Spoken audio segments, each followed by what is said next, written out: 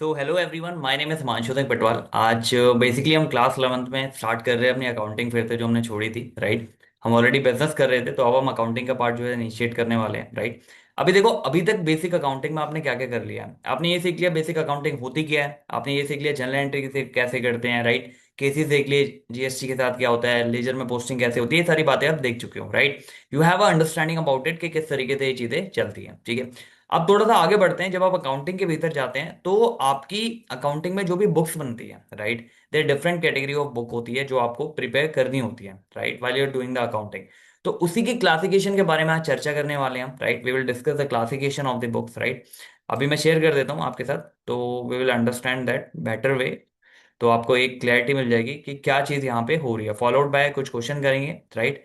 तो you will had understanding about it, okay. So अभी हम क्या कर रहे हैं, हम क्लासिफिकेशन पढ़ रहे हैं अकाउंटिंग की बुक्स का, ठीक है। फिर अकाउंटिंग समझ में आ गई, अकाउंटिंग का सारा खेल समझ में आ गया, थोड़ा बहुत अकाउंटिंग में क्या चीजें होती है ये समझ में आ गई। थोड़ा बैकग्राउंड देख लेते हैं पहले इसका। देखो, बैकग्राउंड जब हम देखते हैं तो बैकग्राउंड में हमें ये चीज पता लगती है कि बैकग्राउंड में हमारा जो है, जो ऑलरेडी अकाउंटिंग चल रही थी, ठीक है। तो क्लास 11th में जब हम अकाउंटिंग पे आते हैं, शुरुआत करते हैं, तो हम सबसे पहले ये सीखते हैं भाई अकाउंटिंग होती क्या है। ये हमने सीखा, ठीक है। हमने सीखा कि रिकॉर्डिंग करनी होती है हमें वो ट्रांजेक्शन जो फाइनेंशियल कैरेक्टर की होती है, राइट। फाइनेंशियल कैरेक्टर की हम इवेंट काफी सारे होंगे जब आप बिजनेस करोगे, तो इन इवेंट में से ये देखना है कि कौन सी ऐसी ट्रांजैक्शन हो रही है, राइट। इस इवेंट के भीतर जितने भी ट्रांजैक्शन है उसमें वो ट्रांजैक्शन रिकॉर्ड करनी है जो कि फाइनेंशियल इंपैक्ट देके जा रही है, राइट। जो भी फाइनेंशियल इंपैक्ट देके जा रही है वो मेरे अकाउंटिंग में रिकॉर्ड होगी, उसके अलावा कोई भी मेरे अकाउंटिंग में रिकॉर्ड नहीं होगी, ध्यान रहे। अब when we are talking about this, ठीक है, जब हम इसके बारे में बात कर रहे हैं, तो यहाँ पे हमने ऑलरेडी देखा कि भाई जब रिकॉर्डिंग करते हैं तो सबसे पहला फेज क्या आता है इसका, जर्नल। आप जर्नल एंट्री पास करते हो, राइट। तो इसको हम ओरिजिनल बुक्स ऑफ एंट्री भी बोलते हैं। फिर आप लेजर पे जाते हो, ठीक है ना। लेजर आपका जो प्रिंसिपल बुक ऑफ एंट्री भी बोला जाता है इसको। देन आपका फाइनली ट्रायल बनता है, एंड देन ट्रायल के बाद आपके फाइनल अकाउंट बनते हैं, ठीक है। तो इस तरीके की कहानी चलती है, इस तरीके की प्रोसीडिंग चलती है, ये हमें ऑलरेडी पता है, ठीक है। अब इसमें क्या होता है, कई बार जब आप जर्नल कर रहे होते हो, ठीक है, जर्नल बना रहे होते हो ओरिजिनल बुक, तो ऐसा नहीं है। नॉर्मल क्या होता है कि जब आप बिजनेस कर रहे हो तो काफी सारी चीजें देखने को मिलती है आपको, ठीक है। आपकी काफी सारी ट्रांजैक्शन कैश में हो रही होगी, काफी सारी क्रेडिट में हो रही होगी, राइट। आप परचेज कर रहे होंगे फर्नीचर, आप बाकी सारी चीजें कर रहे होंगे। तो काफी क्लटर्ड होती है ये। क्लटर्ड का मतलब काफी मिक्सअप होती है, तो you need to segregate that. तो हमने सेग्रीगेशन के लिए सीखा कि भैया लेजर में आप सेग्रीगेट कर लो, राइट। जो भी उस बंदे का रिस्पेक्टिव अकाउंट है उससे रिलेटेड जितनी भी चीजें एक ही जगह आ जाएगी, एक ही अकाउंट में, जिसे हम लेजर बोलते हैं। We also call that the principal. जो बुक्स होती है आपके अकाउंट की, वो भी बोला जाता होता है, ठीक है। आज हम ये पढ़ेंगे भाई क्लासिफिकेशन भी अगर हम कर रहे हैं अकाउंटिंग के बुक्स का, तो क्लासिफिकेशन में भी कितना हमें किस तरीके से करना है, राइट। अगर even though you are creating a ledger of the different different as well, but you need to classify the books as well, right. अब वो क्लासिफिकेशन कैसे होती है, वो किस लेवल पे होती है, वो देखते हैं। देखो, सबसे पहले क्या होता है कि ऑर्गेनाइजेशन के भीतर, जब आप ऑर्गेनाइजेशन में बिजनेस कर रहे हो तो इसके भीतर कई ऐसी ट्रांजैक्शन आ रही होंगी आपकी जो डिफरेंट डिफरेंट है। कई आपकी कैश में हो रही होगी, कई बैंक में हो रही होगी, कई आपकी क्रेडिट में ट्रांजैक्शन हो रही होगी, राइट। ये डिफरेंट डिफरेंट सिनेरियो आपको देखने को मिलेंगे। तो यू नीड टू अंडरस्टैंड कि भाई कौन सी बुक्स में क्या चीज रिकॉर्ड होनी है, राइट। तो उसी के लिए हम क्लासिफिकेशन पढ़ रहे हैं बुक का कि क्या क्लासिफिकेशन है, आपको एक क्लैरिटी मिले कि क्लासिफिकेशन होती क्या है, राइट। आ जाओ नीचे, एक बार डिस्कस करते हैं क्लासिफिकेशन के बारे में, ठीक है जी।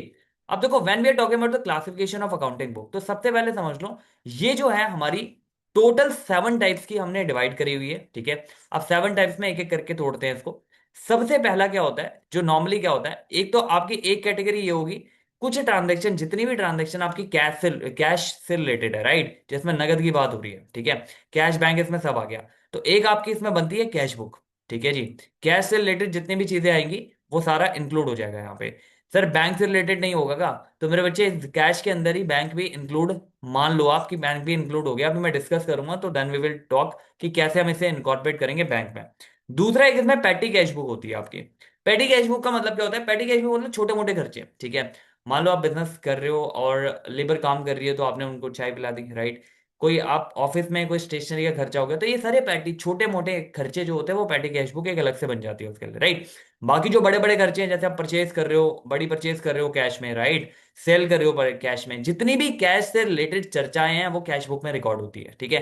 ताकि आपको एक बार पता चल जाए कि भैया अगर मैं बिजनेस कर रहा हूं, ठीक है, if I am doing a business, तो आई ऑलरेडी अवेयर कि भैया मेरे पास इनफ्लो कितना हो रहा है कैश का या बैंक का, राइट, और मेरे पास आउटफ्लो कितना हो रहा है, ठीक है।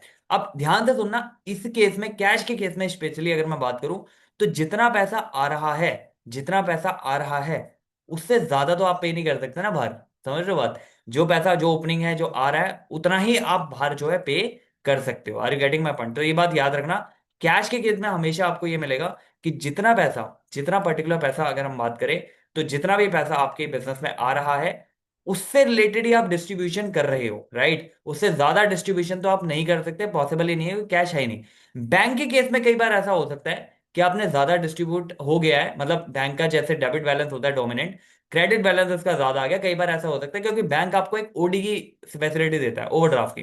तो मान लो आपकी लिमिट लाख रुपए की थी, आपने मतलब ओडी की लिमिट लगा के वो 1.5 लाख होगी, तो आपने 1.5 लाख यूज कर लिया, तो 50,000 का जो फिगर है वो ऑलरेडी बैंक जो है नेगेटिव में आ गया वहां से, राइट? तो बैंक का बैलेंस उतने से कम आ गया। तो बैंक का बैलेंस एक बार के लिए हम कह सकते हैं कि आप ज्यादा यूज कर सकते हो ओडी की वजह से, लेकिन कैश में ऐसा नहीं होता, ठीक है? कैश में आपको बहुत कम या ना देखने को मिलेगा। भाई कैश होगा तभी तो खर्च करोगे, अगर कैश है ही नहीं, राइट? बिगिनिंग में भी नहीं था और आया भी नहीं कुछ, नॉर्मली सेल करके या बाकी चीजें करके, तो अब कैसे कैश में ही करोगे? बैंक में एक केस हो सकता है कि भाई ओडी का केस आ गया, ओवरड्राफ्ट आपने ज्यादा यूज कर लिया, तो हो सकता है वो नेगेटिव बैलेंस भी हो जाए, राइट? ये समझ में आई? एक आपकी कैटेगरी होगी जिसमें कैश बुक और आपकी पैटी कैश बुक बात करते हैं। कैश बुक के भीतर ही बैंक बुक है, ठीक है? कैश बुक जो होती है, कैश बुक को अगर मैं थोड़ा और एक्सप्लेन कर देता हूं, तो कैश बुक की जब हम बात करते हैं ना, यहां पे हम चर्चा ही कैश बुक की कर रहे हैं, ठीक है? तो कैश बुक के बारे में अगर मैं बात कहूं आपसे, तो cash book is all about कि यहां पे जितने भी ऑल कैश रिलेटेड, जहां पे भी जितने भी कैश रिलेटेड आपकी चीजें ट्रांजेक्शन हो रही है, प्योर कैश रिलेटेड, राइट, वो सारी यहां रिकॉर्ड हो जाएगी, ठीक है जी?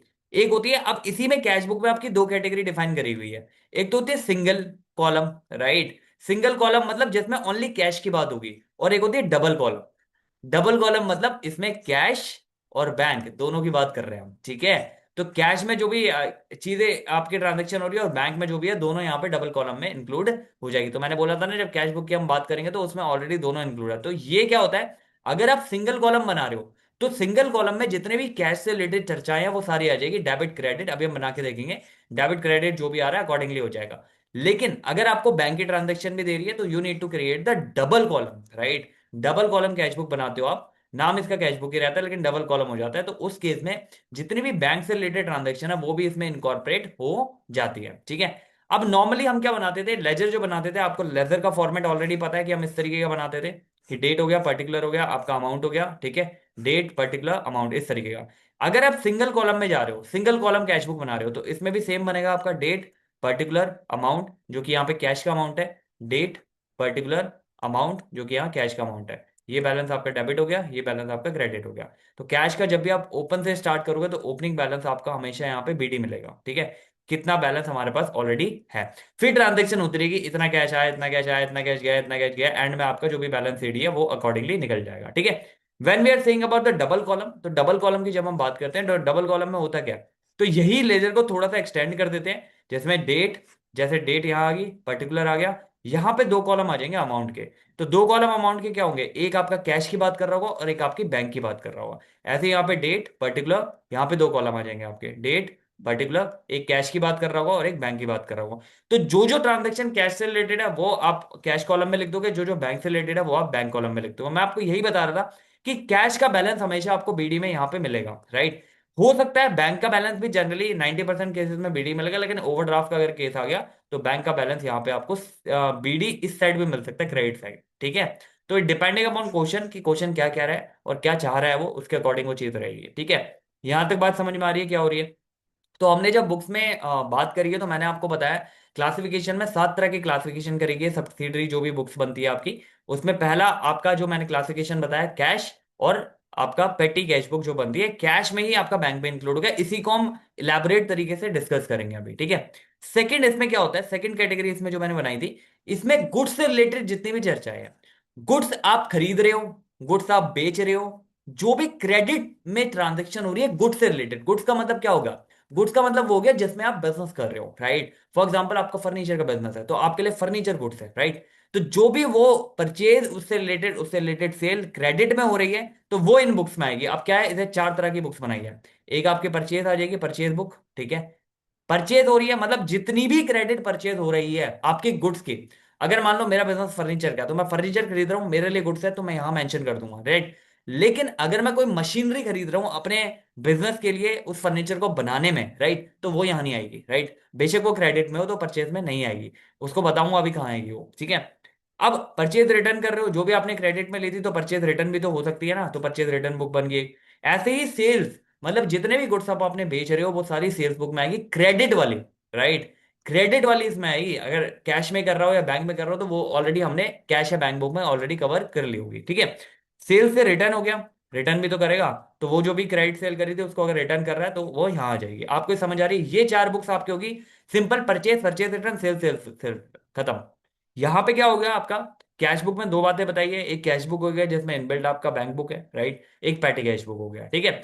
गुड्स से रिलेटेड जितनी भी सेल परचेज हो रही है क्रेडिट में, वो परचेज परचेज हो गया और सेल्स बुक में आ जाएगी। इससे रिलेटेड कोई रिटर्न है तो अकॉर्डिंगली वो रिटर्न आ जाएगा। अब इन सब में जितनी भी हमने चर्चाएं करी है, इन सब में कोई अगर ट्रांजेक्शन नहीं आई है तो उसके लिए हम जनरल प्रॉपर बनाते हैं। तो लास्ट जो बुक होती है, जो कहीं नहीं आया, जिसका कोई नहीं है, उसका जनरल प्रॉपर है, राइट। तो इसमें क्या होगा, मान लो जैसे मैं आपको एग्जांपल दे रहा था कि आपने मशीनरी खरीदी जी, मशीनरी खरीदी क्रेडिट पे, ठीक है, मशीनरी क्रेडिट पे खरीद ली। अब ये क्रेडिट पे तो है, लेकिन ये परचेज में नहीं लिख सकता मैं, राइट। तो इस केस में क्या करूंगा, मैं जनरल प्रॉपर में लिख दूंगा। अगर ये कैश में होती तो सीधा किस में आ जाती, कैश बुक में। आपको समझ आ रही बात करिए। तो ये सात तरह की चर्चाएं होती है क्लासिफिकेशन में, आपकी ये सात तरह की बुक्स बनती है, ठीक है। तो पहला बन गया जितने भी कैश से रिलेटेड ट्रांजेक्शन है, कैश बैंक, वो आपका कैश बुक का पार्ट हो गया। जो भी छोटे मोटे खर्चे हैं वो आपका पैटी कैश का पार्ट हो गया। जो भी गुड्स से रिलेटेड परचेज या सेल हो रही है उसके लिए purchase account, sales account, purchase return, sales account, sales return, ये चार तरह के अकाउंट हो गए। और जो इन सब में किसी का नहीं आ रहा है, जिसको कि इन सब में कहीं जगह नहीं मिल रही, तो उसका जनरल प्रॉपर है, राइट, उसको जनरल प्रॉपर में डाल दो। तो ये सात टाइप्स की आपकी अकाउंटिंग बुक होती है, ठीक है। अब हम डिस्कस करेंगे कैश बुक के बारे में, ठीक है, कि कैश बुक ड्राफ्ट का कैसे करोगे आप, क्या क्या एंट्री है, किससे रिलेटेड है, क्या किस तरीके से उस एंट्री को करोगे, एंड ऑल, राइट।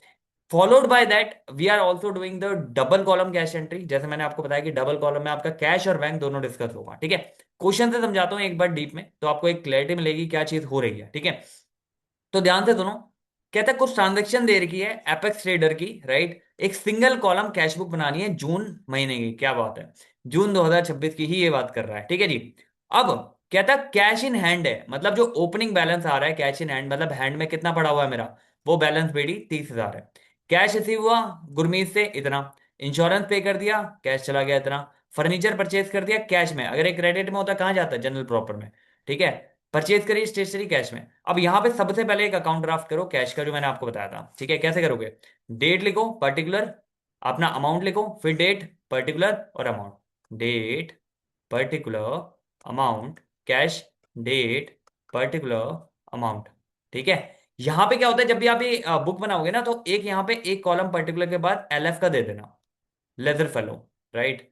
एक यहाँ पे आप एक कॉलम दे सकते हो एलएफ का।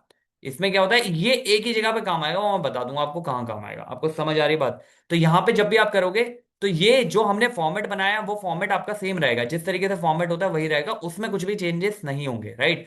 बस ये है कि कई बार आपको ऐसा लगता है, कई बार ऐसा ऐसा होता है कि एलएफ का कॉलम कहाँ यूज हो रहा है, क्यों बना रहे हैं हमें, तो मैं बताऊंगा कहाँ यूज हो रहा है, ठीक है जी। अब ध्यान से सुनो।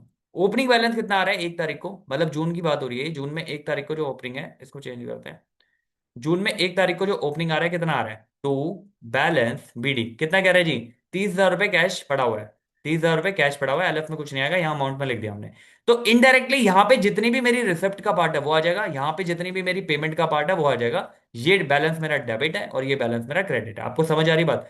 अब यहाँ पे क्या करोगे, सबसे पहले क्या हो रहा है, कैश रिसीव हो रहा है गुरमीत से।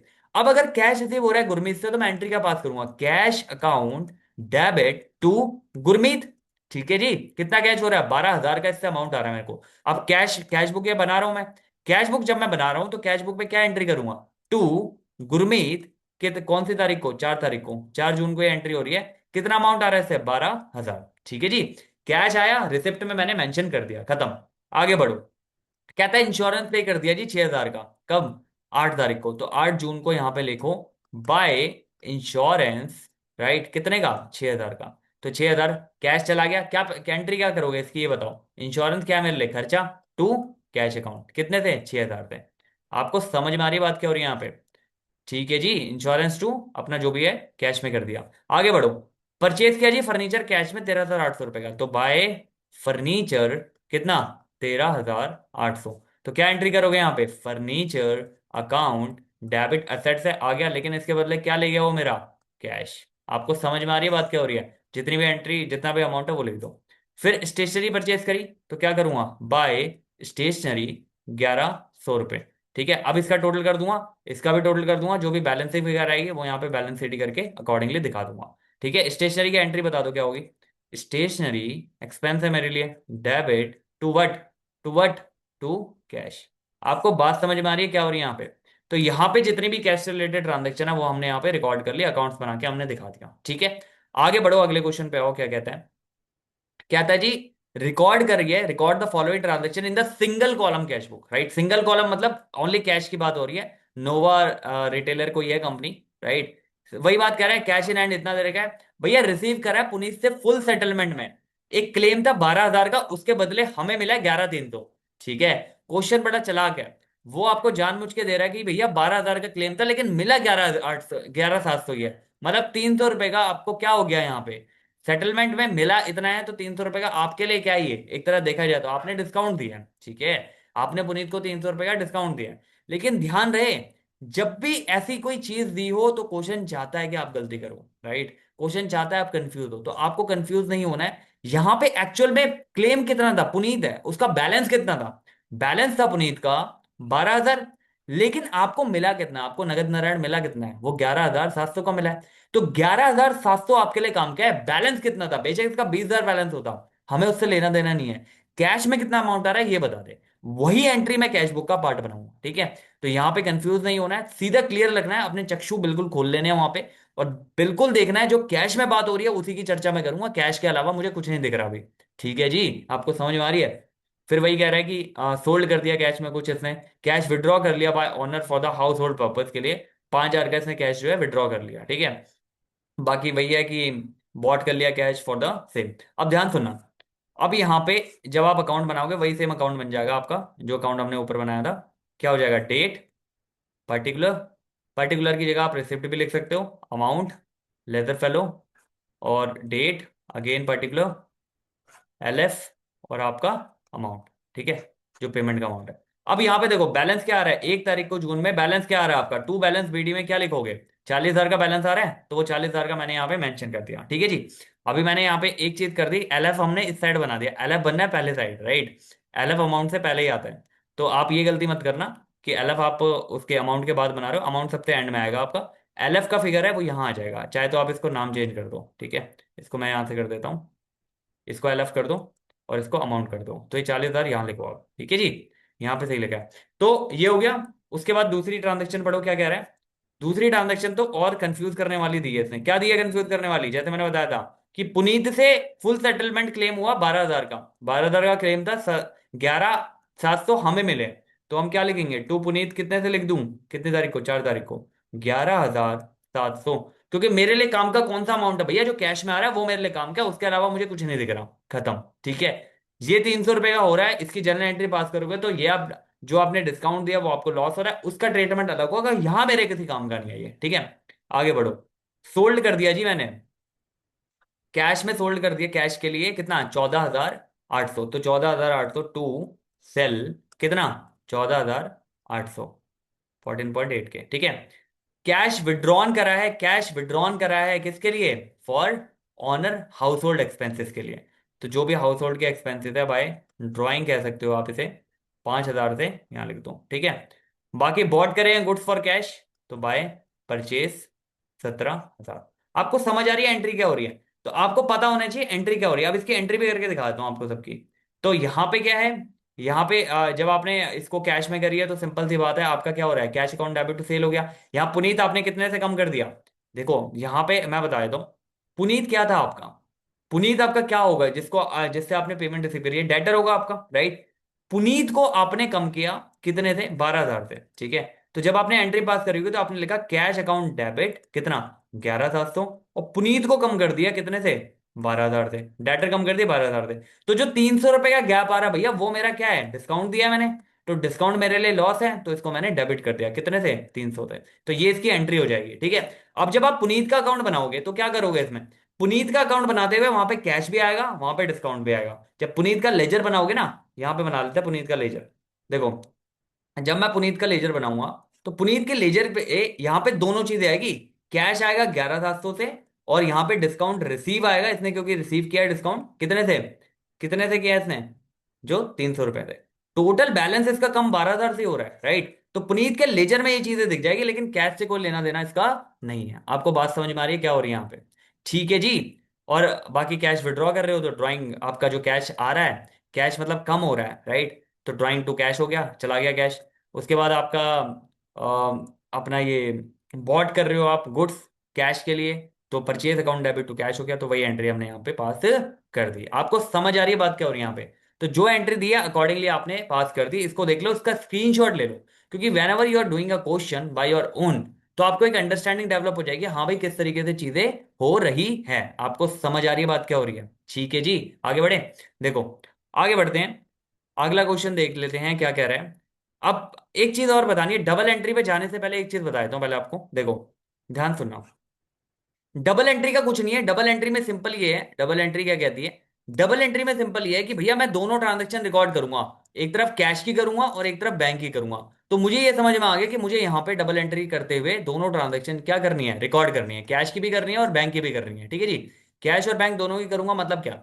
अब कई ट्रांजैक्शन ऐसी होगी, कई ट्रांजैक्शन ऐसी दिखेगी, मतलब मेनली आपकी ऐसी ट्रांजैक्शन भी हो सकती है जिसमें एक ही एंट्री में दोनों इफेक्ट हो रहे हैं, राइट। जिसमें कैश भी इफेक्ट हो रहा है, बैंक भी इफेक्ट हो रहा है, राइट। जब तक दोनों नहीं हो रहे तब तक तो कोई दिक्कत नहीं है, लेकिन जहां पे दोनों इफेक्ट होने लग गए, कैसी ट्रांजैक्शन होगी? मान लो आपने चेक डिपॉजिट कर दिया जी, ठीक है। चेक डिपॉजिट कर दिया तो क्या एंट्री करोगे बैंक में?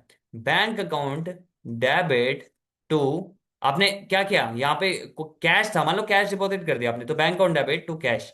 तो दो आगे एंट्री, कि बैंक भी इफेक्ट हो रहा है, कैश भी इफेक्ट हो रहा है। कैश कम हुआ, बैंक बढ़ गया। आपको समझ आ रही है? या कैश विड्रॉ कर लिया आपने, तो क्या हो गया? Cash account debit to bank.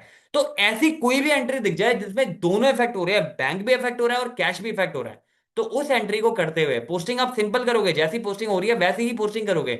लेकिन उस एंट्री को करते हुए जो एलएफ का कॉलम था ना आपका, जो मैंने बताया था ये एलएफ का कॉलम काम ही के साथ है, तो वहां पे बस सी लिख देना। इन एंट्रीज को हम बोलते हैं कॉन्ट्रा एंट्री, ठीक है। इन एंट्री को क्या बोलेंगे? Contra entry. तो जहां पे आपका बैंक भी इफेक्ट हो रहा है, एक ही एंट्री के भीतर बैंक भी इफेक्ट हो रहा है और कैश भी इफेक्ट हो रहा है, जनरली डिपॉजिट और विड्रॉल के केस में ये केस मिलेगा आपको। तो जहां पे भी ऐसे ट्रांजैक्शन आपको देखने को मिल रहे हैं जहां पे बैंक भी इफेक्ट हो रहा है और कैश भी इफेक्ट हो रहा है, तो उस केस में आपकी वो एंट्री कॉन्ट्रा एंट्री होगी। तो जब भी आप वो पोस्टिंग करोगे, देखो फॉर एग्जांपल, मान लो इसी ट्रांजैक्शन की बात ले लेते हैं। आपने कैश डिपॉजिट करा दिया बैंक में, तो बैंक डेबिट टू कैश, मतलब कैश कम हुआ लेकिन बैंक का बैलेंस बढ़ गया। अब यहां पे जब मैं आऊंगा, यहां पे जब मैं ये डबल कॉलम कैश बुक बनाऊंगा, तो जब भी ये डबल कॉलम कैश बुक आपकी बनेगी यहां पे, तो क्या कहती है? यहां पे मैं कैश और बैंक दोनों बातें कर रहा हूं, यहां पे भी कैश और बैंक दोनों बातें कर रहा हूं। जब मैं यहां पे ये डबल कॉलम कैश बुक बनाऊंगा, तो यहां इस साइड इसकी एंट्री क्या होगी? To cash. किस कॉलम में जाएगा? बैंक वाले कॉलम में, कितने थे, जो भी एक्स अमाउंट है, राइट। और इस साइड एंट्री क्या करूंगा? By bank. किस कॉलम में जाएगा? कैश वाले कॉलम में। कितना कम हुआ है? जो भी कम हो गया, ठीक है। तो यहां पे दोनों अकाउंट इफेक्ट हो रहे हैं, तो जो मेरा एलएफ बनेगा ना, जो भी एलएफ बनेगा उसमें मैं सी लिख दूंगा कि भैया ये जो है सी एंट्री है, मतलब ये कॉन्ट्रा एंट्री है। आपको समझ आ रही है बात क्या हो रही है? अब ध्यान से सुनना। ऐसे केसेस में क्या होता है, कई बार ऐसा होगा, देखने को आपको मिलेगा कि कई बार क्या होगा ना, एक केस ऐसा भी हो सकता है कि आपने कोई गुड्स किसी को सेल किए, किसी कस्टमर से चेक मिल गया आपको, ठीक है। चेक मिल गया, लेकिन वो चेक सेम डे डिपॉजिट नहीं किया मैंने, ठीक है। सेम डे डिपॉजिट नहीं किया बैंक में। कायदे से क्या होता है, चेक मिलता है मैं डिपॉजिट कर देता हूं, लेकिन मैंने सेम डे डिपॉजिट नहीं किया, अपने ऑफिस के ड्रॉर में रख लिया उसे, ठीक है। अपने ऑफिस के ड्रॉर में रख लिया। लेकिन मुझे रिकॉर्ड तो करना है ना, अगर मेरे को किसी से चेक आज मिल गया, आज की डेट में अगर मुझे चेक मिल गया, राइट, लेकिन मैंने बैंक में डिपॉजिट नहीं किया, तो मुझे रिकॉर्ड तो करना होगा ना कहीं पे, राइट। तो उस पर्पस के लिए जब मैं अकाउंटिंग में इसमें रिकॉर्ड करता हूं, तो कैश बुक में ये कैसे रिकॉर्ड होगा? उस टाइम पीरियड के लिए, जो भी वो टाइम पीरियड है बिटवीन, मान लो इस चेक की डेट है आज की, राइट, मैं कायदे से मुझे आज ही कर देना चाहिए था। पोस्ट डेटेड की मैं बात नहीं कर रहा हूं, यहाँ पे आज की डेट है, आज ही अगर तू डिपॉजिट कर देता तो इसमें इतनी लिक्विडिटी है, आपको कैश मिल जाता है, अकाउंट में बैलेंस आ जाता, ठीक है। अगर मैंने नहीं करा, मैंने ड्रॉल में रख दिया 5 दिन के लिए, ठीक है, तो इन 5 दिनों के लिए ये चेक मेरा एज अ कैश कंसीडर्ड होगा, क्योंकि इसकी लिक्विडिटी क्या है, हाई है। आपको समझ आ रही है बात क्या हो रही है? इसकी लिक्विडिटी हाई है। अगर मैं आज भी बैंक के पास ले जाऊंगा तो मुझे कैश इसका तुरंत मिल जाएगा। Are you getting my point? High liquidity होने की वजह से ये ट्रांजेक्शन मैंने रिकॉर्ड तो करनी है ना भैया, चेक मिल गया मुझे, अब चेक मिल गया तो रिकॉर्ड तो करूंगा ना। तो फॉर द टाइम बिंग, जब तक ये चेक मेरे ड्रॉर में पड़ा है ऑफिस के, राइट, मैंने डिपॉजिट नहीं करा, इसको मैं एज अ लिक्विड के तौर पे कैश में रिकॉर्ड करूंगा। और जब ये डिपॉजिट हो जाएगा, मतलब मान लो 5 दिन बाद मैं इसको रिकॉर्ड कर रहा हूं, तो पहले मैंने इसको क्या माना था, कैश। इस कैश को कैंसिल करने के लिए मैं क्या करूंगा, जब बैंक में डिपॉजिट कर दूंगा तो एंट्री क्या बनाऊंगा, bank account debit to cash account. तो ये कैश जो रिकॉर्ड करा था ये ऑलरेडी यहां से क्रॉस हो गया, और सीधी एंट्री किस में आ गई, बैंक में। Are you getting my point? अगर चेक ड्रॉल में रखा है तो बैंक बढ़ा दूंगा क्या सीधा, नहीं, क्योंकि अभी बैंक में दिया ही नहीं है। हाँ, जो मेरे पास चेक पड़ा है उसकी लिक्विडिटी हाई है, लेकिन मैंने बैंक में दिया ही नहीं है। जब तक नहीं दूंगा बैंक में, वो ड्यूरेशन के टाइम पे उस पर्टिकुलर चेक को मैं एज अ कैश मानूंगा, क्योंकि उसकी लिक्विडिटी हाई है, डेट आज की डली हुई है। आपको समझ में आ रही बात क्या हो रही है? तो ये तो कॉन्सेप्ट याद रखना। कभी भी ऐसी एंट्री दिख जाए जिसमें दोनों अकाउंट इफेक्ट हो रहे हैं, बैंक या कैश, तो वो आपकी कॉन्ट्रा एंट्री है। एलएफ आपका वहां पे काम आएगा, जो लेजर फैलो उसमें सी लिखने के काम आएगा। और अगर मान लो चेक मिल गया, डिपॉजिट नहीं किया है, तो फॉर द टाइम बिंग, जब तक मैं उसे डिपॉजिट कर रहा हूं, तब तक के लिए वो मेरा कैश कंसीडर्ड होगा, मैं उसे एज अ कैश में ले लूंगा। फिर जब डिपॉजिट करूंगा तो कैश कैंसिल करने के लिए बैंक टू कैश की एंट्री करूंगा, तो कैश से कैश आपका अपने आप कैंसिल हो जाएगा। Are you getting my point? तो ये कॉन्सेप्ट है, डबल करने से पहले, जो भी आपका डबल अकाउंट है आप उसे बनाने से पहले ये कॉन्सेप्ट ध्यान रख लो, इसलिए मैंने आपको एक अंडरस्टैंडिंग के लिए ये कॉन्सेप्ट बता दिया, ठीक है जी। अब करते हैं डबल एंट्री वाला कॉन्सेप्ट, ठीक है। कहते हैं जी प्रिपेयर करो डबल कॉलम कैश बुक, ठीक है। मैट्रिक लॉजिस्टिक हो गया, जून के महीने की है। ओपनिंग बैलेंस दे रखा है, ठीक है, बैंक बैलेंस इसका भी दे रखा है, इसका भी दे रखा है। परचेज करिए जी गुड्स बाय चेक, सेल कर दीजिए इतने की, कैश विड्रॉ करा है बैंक से फॉर ऑफिस यूज के लिए। अब ध्यान सुनना, यहाँ पे पहले एंट्री बनाओ। एंट्री क्या करोगे, डेट डाल लेना, मैं बैंक और कैश और एक एलएफ का अकाउंट यहाँ पे बना रहा हूँ, ठीक है। बैंक, कैश और एक एलएफ यहाँ बना देंगे, ठीक है। तो पर्टिकुलर लेजर फेलो, यहाँ पे कैश, यहाँ पे बैंक, पर्टिकुलर लेजर फेलो, यहाँ पे कैश और यहाँ पे बैंक, ठीक है। ये डबल कॉलम बना दी। अब देखो क्या क्या चीजें दे रखी है। 1 जून को, 1 तारीख को, जून को दोनों का ओपनिंग बैलेंस दे दिया जी इन्होंने। 1 जून को क्या दे दिया, दोनों का ओपनिंग। तो टू बैलेंस बीडी कितना कितना आ रहा है दोनों का, ये बताओ। टू बैलेंस बीडी इसका आ रहा है 15,000 और इसका आ रहा है 42,000, ठीक है, ये लिख दिया हमने। परचेज करिए गुड्स बाय चेक, परचेज करिए गुड्स बाय चेक, मतलब चेक पे कर दिया तो बैंक मेरा कम हो गया, तो कितना, बाय परचेज। किसको कम कर दूं, कैश को कर दूं क्या, नहीं, चेक दिया है तो चेक में बैंक को करूंगा। समझ में आ रही है बात आपको क्या हो रही है? एंट्री क्या करोगे इसकी, जब आप परचेज करते हो तो गुड्स को परचेज टू बैंक। अब बैंक में यहां पे जब रिवर्स एंट्री करोगे तो क्या करोगे, इस लेजर की पोस्टिंग कैसे करोगे, यहाँ पे बैंक वाले कॉलम में आप बाय परचेज डाल के जो भी अमाउंट है वो आ जाएगा। सेल करिए जी गुड्स कैश में, तो सेल करिए तो टू सेल, कितने के, 6,000 के, 6,000 कैश कॉलम में लिख दिया। अब एक एंट्री आ गई जो खूबसूरत एंट्री जिसकी हमने बात करी थी, जो कहता है जी कैश विड्रॉ कर लिया जी बैंक से, फॉर किसके लिए, ऑफिस यूज के लिए, 10,000 का। तो कैश विड्रॉ करा है बैंक से, क्या एंट्री हो जाएगी, cash account debit to bank account. ये वो सुनहरी एंट्री है जिसको हम कॉन्ट्रा एंट्री बोलते हैं, ठीक है जी। अब यहाँ पे क्या एंट्री करूंगा, जब मैं टू बैंक करूंगा तो कैश में कितना अमाउंट आ जाएगा जी, कितना निकाला इसने, 10,000। और जब यहाँ पे बाय करूंगा, बाय कैश, बैंक में कितना अमाउंट आ जाएगा जी, 10,000 से बैंक कम हो गया। तो यहाँ पे क्या लिख दूंगा एलएफ में, सी, और यहाँ पे सी। क्यों, क्योंकि ये कॉन्ट्रा एंट्री है मेरी। आप बैलेंसिंग भी करके जो भी balance C D B D आ रहा है वो देख लेना, ठीक है। तो क्या क्या कहने का मतलब है कि जिस ट्रांजैक्शन में दोनों इफेक्ट हो रही है भैया, बैंक भी इफेक्ट हो रहा है और कैश भी इफेक्ट हो रहा है, उसको मैं बोलता हूं कॉन्ट्रा एंट्री, ठीक है जी। उसकी एंट्री पे जब करूंगा तो वो इंडिकेशन देने के लिए, जब भी कोई अकाउंट देख रहा है तो वो देखेगा यार बैंक में भी सेम अमाउंट है, इस साइड भी अगर मैं देख रहा हूँ कम उतने से हो रहा है या आ उतने से रहा है और कम उतने से हो रहा है, तो किसी को भी आइडेंटिफाई हो जाए कि भैया ये जो ट्रांजेक्शन है कॉन्ट्रा ट्रांजेक्शन, ठीक है। ये ट्रांजेक्शन क्या है, कॉन्ट्रा ट्रांजेक्शन है, इसलिए हम लेजर फॉलो में सी वर्ड से डोनोट कर देते हैं उसे, ठीक है। अब आगे बढ़ो। कहता है जी फॉर द रिकॉर्ड, एक आपकी मैसेज जेनिस सिस्टम है जो आपका हैंडल करती है following bank flow of the June, right. अब कहता कैश इन हैंड का बैलेंस दे रखा है और बैंक ओडी दे रखा है, बैंक ओडी दे रखा है, ध्यान रखना। जितनी लिमिट, जितना बैंक में बैलेंस था उससे कितना ज्यादा यूज कर लिया वो बता रहा है 3200। तो मैंने आपको बोला था कि बैंक का बैलेंस एक बार के लिए आपका क्रेडिट हो सकता है, लेकिन कैश का बैलेंस नहीं होगा क्रेडिट, क्यों, क्योंकि कैश तो आप उतना ही दोगे ना जितना आ रहा है नगद। Are you getting my point? तो यहाँ पे बैंक ओडी की बात कर रहा है। कैश सेल करी हमने, डिपॉजिट कर दिया फिजिकल कैश, कैश दे दिया, फिर से काउंटर एंट्री आ गई। जब बैंक में डिपॉजिट कर दिया तो कैश चला गया, बैंक बढ़ गया, तो bank to cash, right.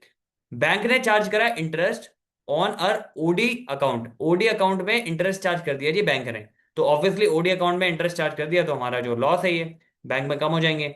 Bank ने कलेक्ट किया dividend directly on behalf of us. तो अब ध्यान से सुनना, ध्यान से सुनना, जब डबल कॉलम आप बनाओगे तो यहां पे मैं क्या कर देता हूँ, एलएफ का कॉलम अलग से ले लूं और कैश बैंक, एलएफ का कॉलम अलग से ले रहा हूं और कैश बैंक, ठीक है। तो यहां पे मैंने कर दिया पर्टिकुलर, ठीक है। यहां पे मैंने क्या कर दिया, पर्टिकुलर एलएफ, यहाँ पे आपका कैश, यहाँ पे bank, particular LF ledger folio cash और बैंक। आ जाओ एक एक करके ट्रांजेक्शन। पहला कहता ओपनिंग बैलेंस कैश का 4,000 दे रखा है कैश इन हैंड, तो टू बैलेंस बीडी कितना 4,000। और बैंक का भी तो दे रखा 3200, 3200 लिख दूं क्या यहाँ पे 3200? नहीं बच्चे ये गलती नहीं करनी, ये बैंक का ओडी है ध्यान रखना।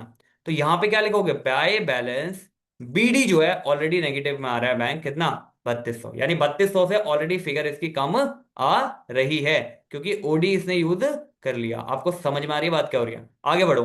कैश सेल करिए जी, कैश अकाउंट डेबिट टू क्या करूंगा सेल, कितने 7,000।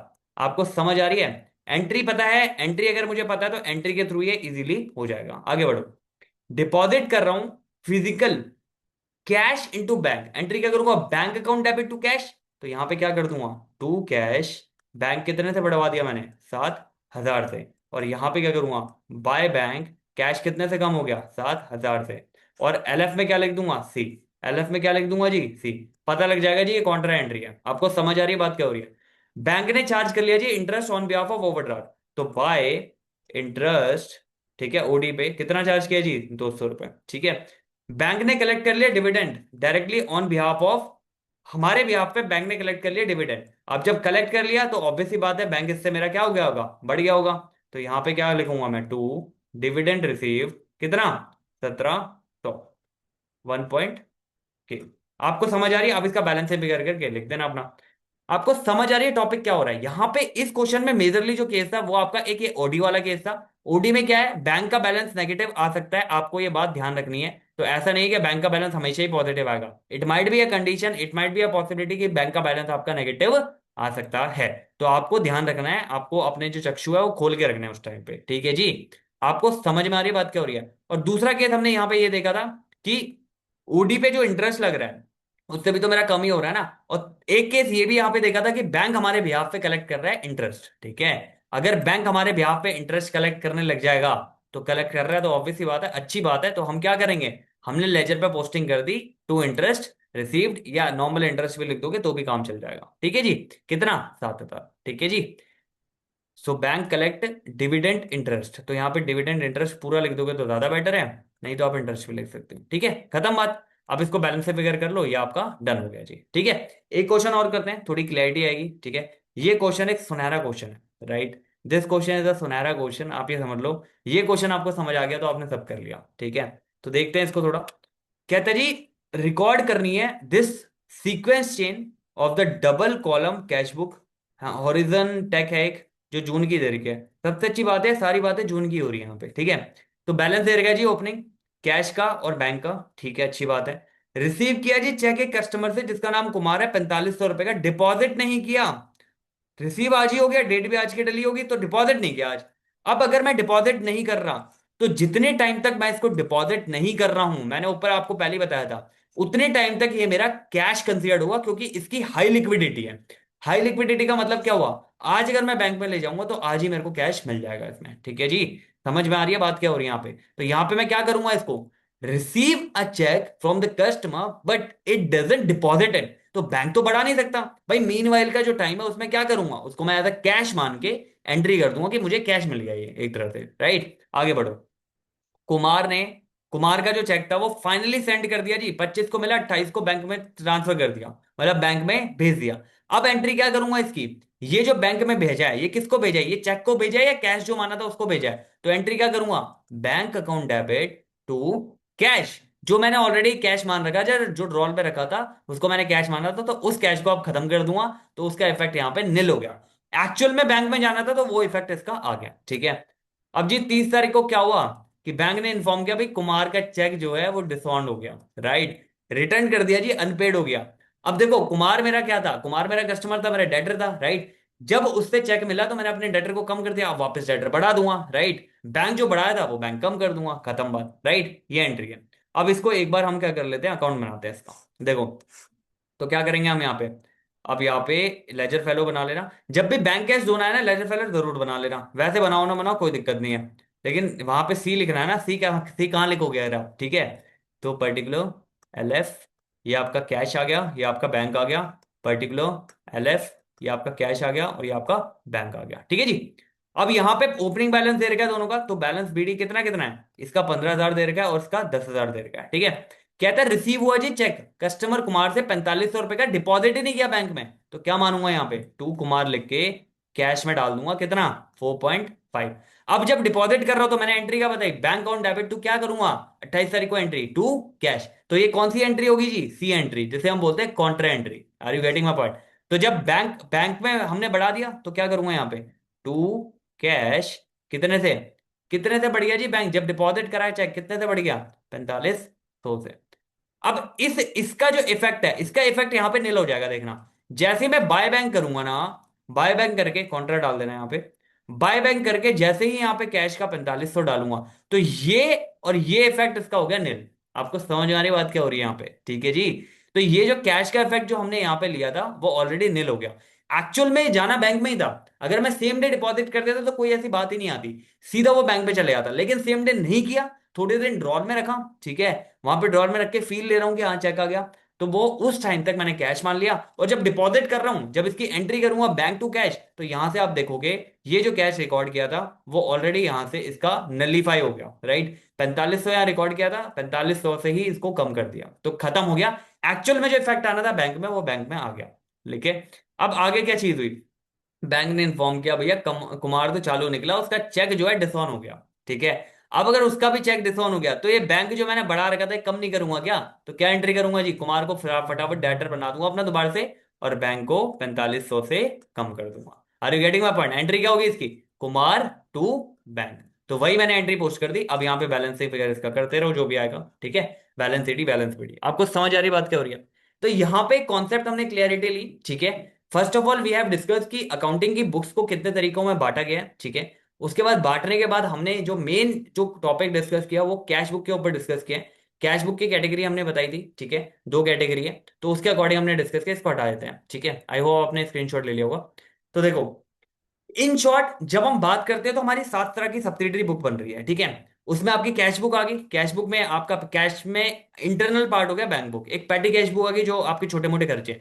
तो कैश बुक या जो आपका इंटरनल, उसमें डबल कॉलम में आपका बैंक बुक भी हो गया वो।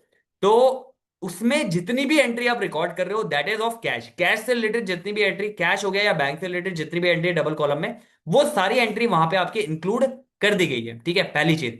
दूसरी चीज, भाई गुड्स में जितने भी क्रेडिट पे ले रहा हूँ, परचेज कर रहा हूँ, सेल कर रहा हूँ, उसका मैंने परचेज अकाउंट बना दिया, सेल अकाउंट बना दिया, परचेज रिटर्न बना दिया, सेल्स रिटर्न बना दिया, अकॉर्डिंगली चार ऐसी बन गई बुक्स, राइट।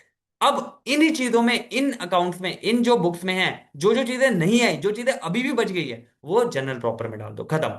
अभी हमने डिस्कस कर लिया ऑलरेडी कि कैश बुक आपकी सिंगल कॉलम में और डबल कॉलम में कैसे बनती है। आई होप ये समझ आया होगा, अंडरस्टैंडिंग डेवलप हुई होगी, राइट।